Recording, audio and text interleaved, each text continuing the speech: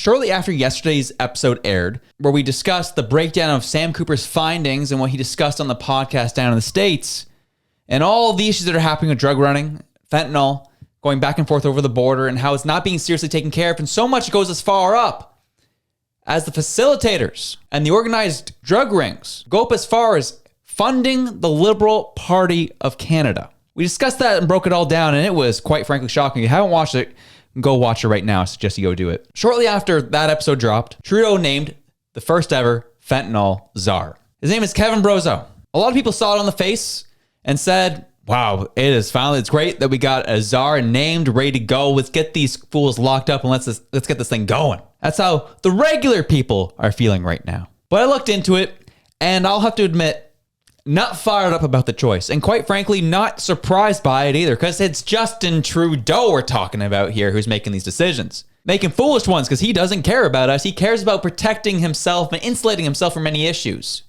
And right now, what we discovered yesterday is that organized crime facilitated by the Chinese is all too convenient for Trudeau and the Liberal Party. We start learning of the ties and how everything comes together and how things have been operating and how specific politicians in this country have known about it for a long time and done nothing about it. Makes you wonder why and wonder what's happening. Our crap is getting absolutely pummeled by the Chinese.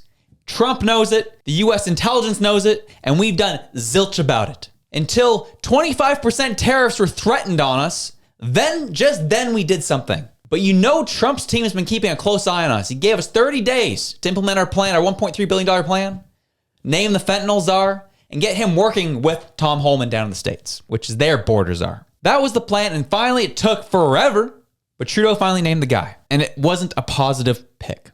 And I'll break down exactly why. Before you do that, share this episode. I've been seeing a lot of comments saying, oh, what do we do? This thing is crazy. It's so corrupt. It's this, that. I hear you. The one thing you can do, if you find value and you're seeing that this is information that people need to know, share it with your friends.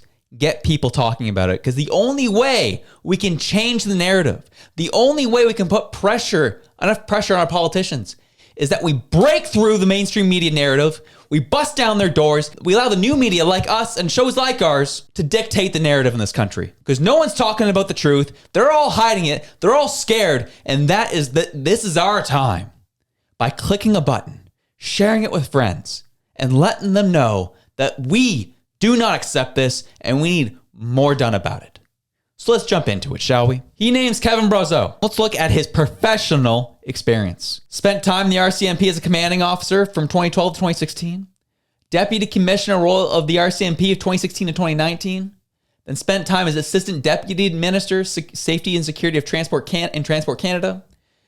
From 22 to 24, was the Associate Deputy Minister of Fisheries and Oceans. And then, as of recent, from October to December 2024, he's been the Deputy National Security and Intelligence Advisor to the Prime Minister and Deputy Secretary of the Cabinet, Privy Council Office. And since December of 2024, they dropped the last part of that name and just called him the Deputy National Security Intelligence Office Advisor to the Prime Minister, Privy Council Office. That's been the list of his professional background. That's what qualifies him for this job. And when you look at this, you look at like, okay, there's some decent amount of experience there. When I look at Sam Cooper or suggestions we heard from Daniel Smith, the one consistent piece they kept bringing up was someone who has maybe a military background. Someone who knows how to carry out military operations, because that's kind of what this is going to take if we're going to seriously crack down on it. Someone who worked in the RCMP doesn't actually, they've had intelligence and experience with different operations. Military operations can tend to be a little bit more involved and a little more strategic. And someone with that type of experience would actually be a lot more helpful to take down the organized crime that's going on up here in Canada. And so when I looked into this and I looked at all of his positions, and I looked at he's the Deputy National Security of Intelligence Advisor to the Prime Minister. And I had to look into what exactly is his role. Okay? The role that he's supposed to be fulfilling with that title is to ensure the CBSA and RCMP align with national security priorities set by the federal government, works with these agencies to identify, assess, and mitigate threats such as organized crime, foreign interference, terrorism, and cyber threats.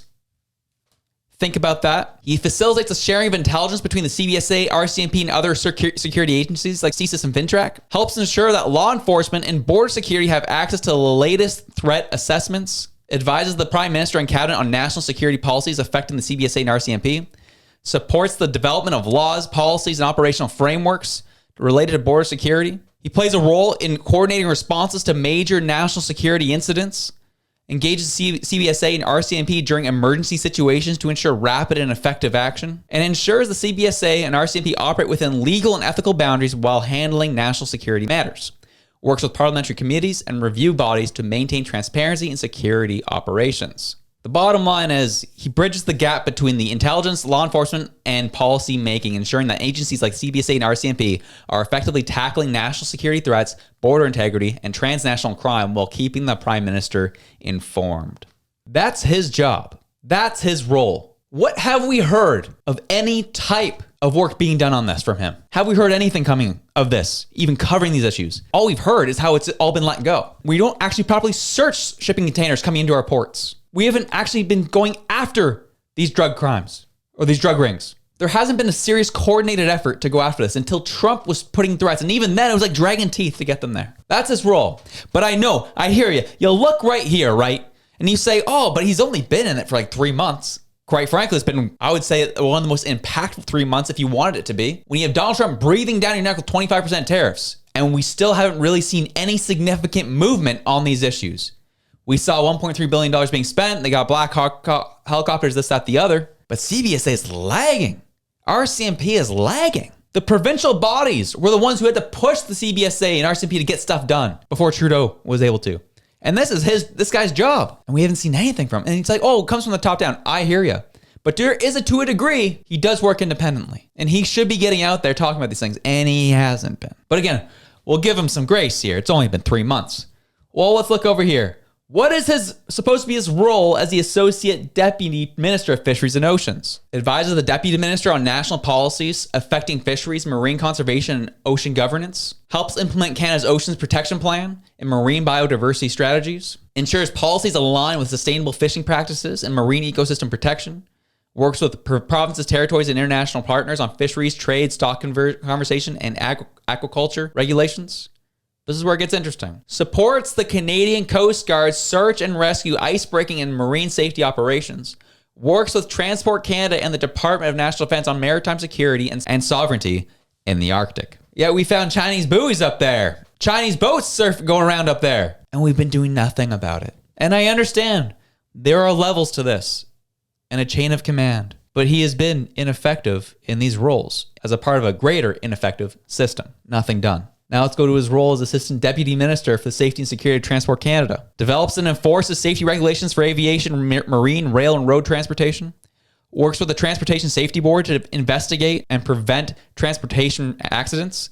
Ensures compliance with aircraft, railway, and marine vessel safety standards. Oversees aviation, rail, marine, and supply chain security programs to prevent terrorism and organized crime threats. Works with the CBSA, RCMP, and Public Safety Canada on counterterrorism, cargo screening, and border security. Manages transportation security clearances for workers at ports, airports, and rail facilities. Regulates airport security, passenger screening, and air cargo security. Works with CATSA and NAV Canada to maintain aviation security. And then the list goes on. But some of this counterterrorism stuff falls into the purview of this job at various points through his journey. And again, and I understand where people are saying, well, it's not totally his fault. Again, he's part of a greater system that is completely failing because the man at the top, Trudeau, has been doing nothing, which is true. But we've also seen nothing getting done on a national security level, on a federal level, I should say. We had a wicked security failure around the Winnipeg lab security breach that we've kind of shrugged at. We have the ongoing CCP money laundering in the Vancouver model continually ongoing. We had the foreign interference in our Canadian elections that we just kind of said, oh, it wasn't that big of a deal. When China's been actively operating police stations within our country, which is another issue that, again, was only talked about. RCMP actively investigating Chinese government police stations following the arrests in the US. The US arrested the people involved with the Chinese police stations. We simply investigated it, and no arrests have been made, or at least been reported have been made. Nothing. Our system needs to be figured out. And just to take a person from that system and plug them in as the Fentanyl Czar, you really think something's going to get done? And another issue we've been seeing within our country is a soft stance on foreign agents and espionage. Canada lacks a foreign agent registry, which is the allegation, allowing countries like China, Russia, and Iran to operate influence networks freely. Key failures have been CSIS warned the Chinese consulate in Toronto ran covert influence operations targeting Canadian politicians. Iranian operatives allegedly harassed and spied on dissidents in Canada without consequences.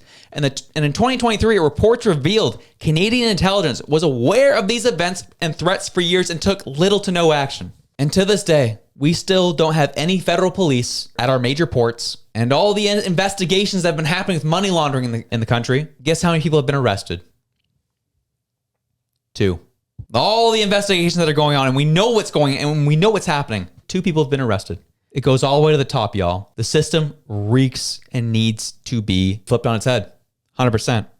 Adding another piece from that puzzle into the Fentanyl Czar is not enough. And the fact that TD Bank in the US fined $3 billion for money laundering. $3 billion in the States. We haven't so much looked at them in Canada. The most we got was Trudeau's concerned. That's all what came of that. Of all the money laundering and drug running that's happening across the country, and knowing that Chinese operatives are running money laundering schemes out of Canada to support the Mexican cartels, we know that is happening. And we just have, but I'm concerned. No action, no nothing. So when I see someone like Kevin Brazeau named to the Fentanyl Czar position, it is not acceptable. Sam Cooper said it himself, that someone like Rick Hillier, who has a background as a former chief of the defensive staff of Canada, would have been a good move. Or someone like Brad West, who Sam Cooper also suggested. And this gives you an idea of how this guy runs. He says, Canada will not make a dent in fentanyl or the transnational criminal organizations that have made it their bread and butter without RICO laws. We have no racketeering laws here in Canada.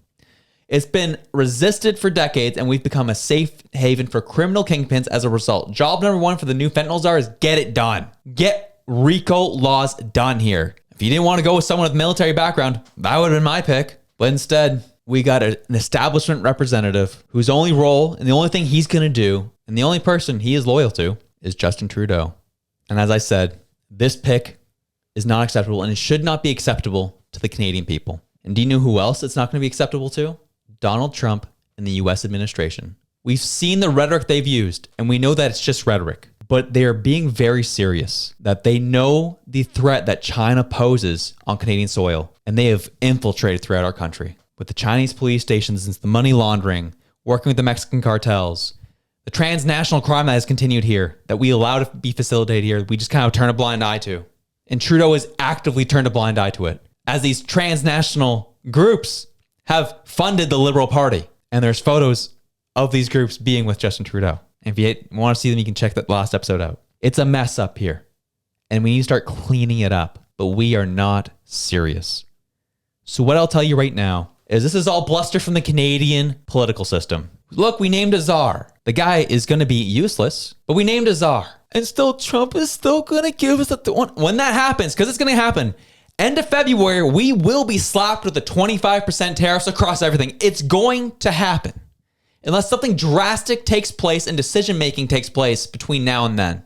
Trudeau's put nobody in a place of influence that's giving me faith that they're going to get this done. Kevin Brazeau working with Tom Homan, it's just not going to work. So when the time comes, TikTok happens, and the 25% tariffs are here, and it's not just on steel and aluminum. We get hit with it. People are going to cry about it because they've been lied to, abused, and manipulated by our Canadian government, who is allowing this stuff to happen. And they're making Trump to be the bad guy, when in fact, it's our government who's allowed it to happen and is taking funds from these groups to allow it to continue to happen. They've given no help to BC at their ports. They've given no help to Halifax. They've given no help to Montreal at our ports. That's why we only check 0.5% of the shipments that come into this country. And they want to still tout, oh, it's only 0.2%, whatever that stupid number is that go into the States from Canada. Because we don't check jack. And we live on the longest unmanned border in the world. You don't think things get over that without being caught? Give me a break. So Trump amps up the pressure, puts on tariffs on steel and aluminum. And Trudeau says, U.S. President Donald Trump's new 25% tariffs on steel and aluminum imports, including from Canada, are entirely unjustified and unacceptable. No, my friend, no. What's unacceptable is the fact you're acting like this isn't happening and the transnational crime that's taken place in our country is not happening. That's what's unacceptable. That's what's unjustified. And the fact you're trying to gaslight the Americans like you try to gaslight the rest of the Canadians, it's not going to work, my man. And then we're going to be paying the bills for it. And I know it's what you really want. We know you want an excuse to really skyrocket our dollar and turf into the ground again. We know you want to do it. We know you had Jagmeet Singh on your side to make it happen. Why would you be incentivized to work for Canadians and try to kick the CCP out of this country? Why would you? Because the guy you're trying to coordinate to come and install behind you when you leave, Mark Carney, he's got a lot of investments overseas, specifically in China. This Liberal Party has no interest in shutting this down because it's too lucrative. And the fact they're dragging their feet on officially naming the Mexican cartels as terrorist organizations. And do you know why? Because they know about all the money they have up here. And the minute you name them as a terrorist organization, what's going to happen to our banking institutions? Because you know they're using them up here. There's a reason why they're dragging their feet on making that official announcement. You have to start asking the questions. They're trying to make you upset at Trump, but Trump is the one who's putting pressure to get this stuff figured out and stop acting like it's not happening. When our CBSA, the RCMP, have not been working with American intelligence for the better part of the past 10 years. Multiple presidents. I know people want to jump to partisan, but it's bipartisan at this point. And if you're upset about the steel and aluminum tariffs, first, figure out the drug stuff. That's the issue. It's like all this would go away tomorrow. All this would stop in terms of the pressure from Trump if you just accepted the issue that's at hand. Hey, we actually are having a large issue with the transnational crime that's going on in this country, facilitated by the Chinese, who are working with the Mexican cartels. We actually need your help to get these guys out of here. If you were just humble and admitted that you were wrong and admit that this is an issue, I guarantee the tariff talk and the Canada's being the 51st state would go away. But instead you're being prideful and acting like there's nothing going on, trying to tell people that it's all a lie. So pressure has to be applied in other ways. And even if we had to deal with these tariffs and the aluminum steel that we typically go to the States, we're going to lose. Well, how about we start bolstering those jobs and start using that steel and aluminum for, I don't know, things like pipelines, things like railways, and building our national infrastructure so that we can stand on our own 2 feet. Imagine that. We use our own manufacturing for our own projects so that we can get our own product out to market. Fascinating thought, isn't it? I know this was a longer episode, but I figured it was important. I didn't want people to see the headline, Fentanyl Czar named, and take your guard down. Because this guy's going to do all of nothing. And the Trump administration knows it. And I hope and I pray that I am completely off and totally wrong about this guy. I hope. But knowing his background and seeing the lack of things that have been done in his wake as he's moved up gives me no hope that things will actually get done and he will work proper with the American counterparts on this. So as I said at the start, share this video, send it around, because people need to know what is happening. And we need to break through the huge, thick narrative that is being put out by this government using our mainstream media and sound the alarm of what's actually going on instead of being used as pawns in this messed up situation. Have yourself a good one. I'm out.